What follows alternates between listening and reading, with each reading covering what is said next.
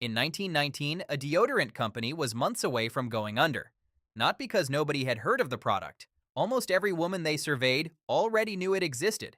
Two-thirds of them said they had no need for it. Within 12 months, sales had risen 112%. Nothing was added to the bottle. Nothing was taken out of the price. A company had found a way to sell a product to people who did not have the problem it solved. The method they used got a name inside the industry, whisper copy. It is still running today in almost every ad you will see this week, and the men who built it knew exactly what they were doing. This is how it was made. It starts with a teenager in Cincinnati. Edna Murphy's father was a surgeon, and he had mixed up a liquid to keep his hands from sweating during operations. Edna started using it under her arms. She decided there was a business in it, and she called it Odorono. Odor. Oh no. For 7 years it went nowhere. She rented an office. She took the product to an exposition in Atlantic City. She placed newspaper ads in the big cities. People thought it was unnecessary, or unsafe, or that it would ruin their clothes. In 1918, out of options, she took out a $50,000 bank loan and hired the largest advertising agency in New York.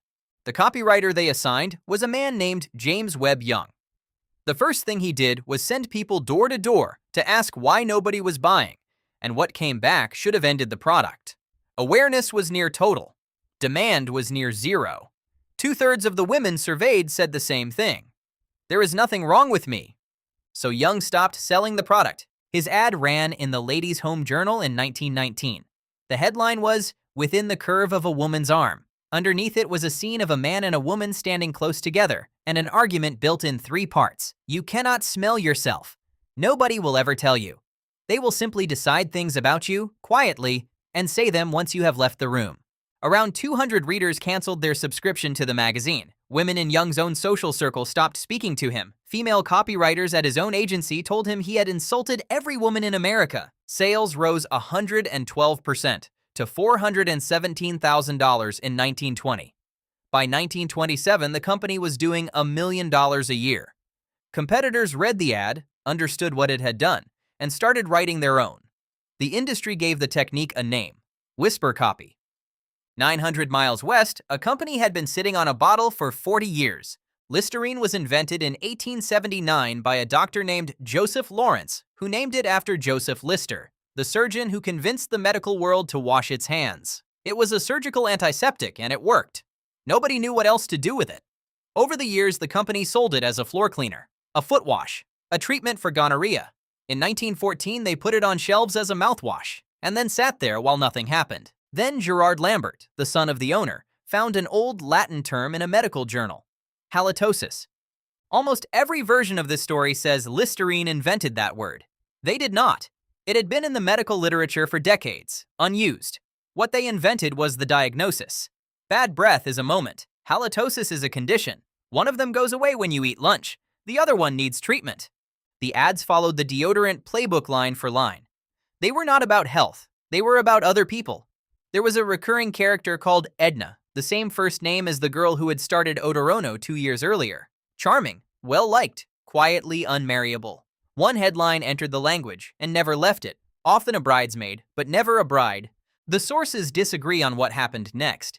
Freakonomics and the advertising scholar James Twitchell put revenue at $115,000 in 1921 and over $8 million 7 years later. Listerine's own material, and the Smithsonian, put it nearer $4 million by 1927. Take the smaller number. It is still 35 times the business, from writing different words about the same liquid. Twitchell's line about it has never been improved on.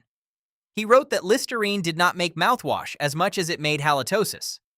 By the end of the decade, Listerine was the 3rd largest print advertiser in the United States. Strip both campaigns down, and the same machine is underneath. 3 moving parts. Name it. An unnamed problem is a feeling. A named problem is an object. Nobody can buy a solution to a vague sense that something is off. Anyone can buy a solution to a thing with a name.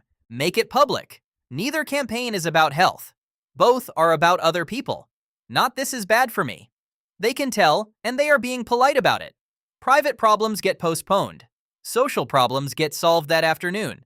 Be the only exit.